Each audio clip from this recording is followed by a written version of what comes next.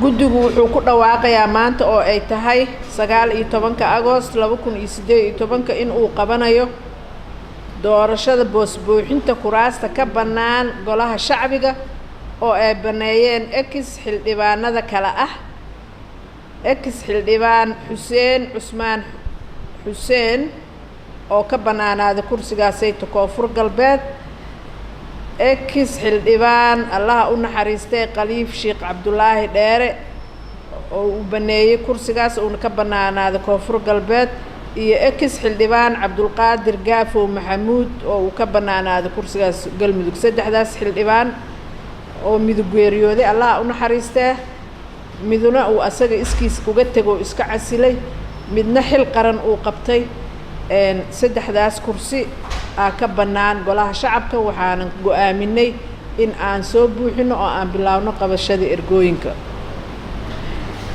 guddiga madaxa bannaan wuxuu ku balgarinayaa oday dhaqameedyadii ku jiray liiska 135 ee hoggaanka u ah beelaha ay matalaan kuraastoodaas in ay soo gudbiyaan liiska 51 ergo doorasho ee kursigiiba sida waafaqsan hanaanka iyo qoondada ku xusan diiwaangalka soo gudbinta liiska ergada sidoo kale guddiga madaxa bannaan ee doorashooyinka qaranka wuxuu ku wargelinayaa odayaasha dhaqanka in ay ku soo gudbiyaan liiska ergada muddo 7 cisho gudahood ah oo ka bilaabanaysa 19 bisha Agoost 2018 kuna eg 25 bisha Agoost 2018 saacadda soo gudbinta liiska waxay bilaabanaysaa subaxii 9 aroornimo ama 3 saac subaxnimo sida loo yaqaano waxay soconaysaa ilaa 9 saac galabnimo ay soconaysaa haddii Ilaahay ama 3 galabnimo qofba sida uu yaqaano oo aysan ku jirin maalinta Jimcaha ah sidoo kale guddiga madaxa bannaan ee doorashooyinka wuxuu ku wargelinayaa musharaxiinta u tartamaysa kuraastan inay qabashada araajida iyo diiwaangelintu ay bilaabanayso 25 bishan oo ah Agoost 2018 ayna ku eg tahay 30 bisha Agoost 2018 waxay bilaabanaysaa sidoo kale subaxii 9 subaxnimo ama 3 saac subaxnimo waxayna ku eg tahay 9 galabnimo ama 3 saac 3 galabnimo sida loo yaqaano ayadana maalinta Jimcaha ah ma tirsana waxaa kale arintan noo xigta waxaan ku qabanay shir ama tababar lagu baranayo habka loo sameeyo ama loo qoondeeyo ama loo diyaariyo meelaha codbixinta goobaha codbixinta shirkaas waxaan ku qabanay magaalada Nairobi waxay ahayd toddobaadkii horeeto waxaa ka soo qayb galeen guddiga doorashooyinka ama ha noqdaan komishinarada ama ha noqdaan xoghaynta guddiga sekretariyaadka xubnahooda ama ha noqdaan la taliyayaasha guddiga waxaa kaloo ka qayb galay golaha shacbiga xubno ka socday oo isla markaasna matalayay xisbiyo 3 xisbi ka kala socday xisbiga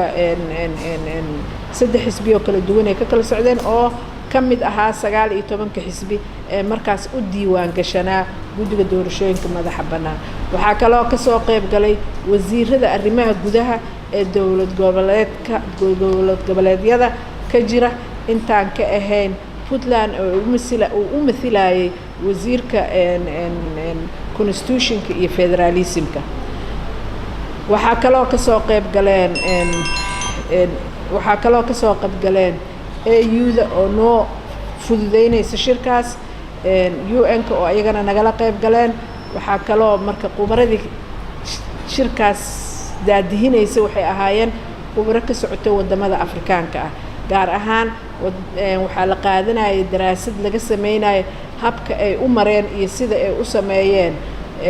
habka seejooyinka ama goobaha codbixiyaha la isugu qiyaaso habka ay u mareen dariiqada ay u qaateen dadka la raba inay ka qayb galaan sida ay noqonayso meelaha laga qabanayo qubaro ka socotay wadamo Afrikaan waliba daraasad gaar waxaan ku sameynaynay wadamadii sideenoo kale dhibaatooyinka ku soo dhaceen sida Congo DRC sida Liberia muxuu ahay waxaa kaloo ayadana tusaale aan ka qaadanay wadamo stable ah siday u sameeyaan sida Tunisia waxaa kaloo ka qaadanay Kenya waxaan kaloo ka qaadanay Nigeria waxaan kaloo ka qaadanay Rwanda dawladahaas oo dhan aan isu keenay si u darseen waxa aan u tagnay meesha waxay ahayd inaan darasno inaan barano habka loo sameynayo sidee loo sameyn karaa maxay noqonaysaa yaa loo baahan yahay inay ka qayb qaataan sidee dariiqyadee loo marayaa gobolada iyo degmooyinka sidee loo tagaa arrimahaasaan daraasad ku haynay oo aan baranaynay sida meelaha kale u qaateen laakiin waxaa dhacday in si xun loo turjumay oo si qaldan loo sheegay waxaan ka codsanaynaa warbaahinta inta aysan warka baahinin ujeedada shirka inay si fiican u fahmaan nagala tashtaan noo sheegaan aan u sheegno aan meel wax isla wada dhigno wadan burbursanaan rabnaa kulligeen inaan hagaajino haddaanan kulligeenna gacan ku wada soconin oo hal meel aanan ka wada soconin isku fikrad ku socon ee midba meel u dhaqaaqo burburkaas isuma keeni karno oo ma dhisi karno Soomaali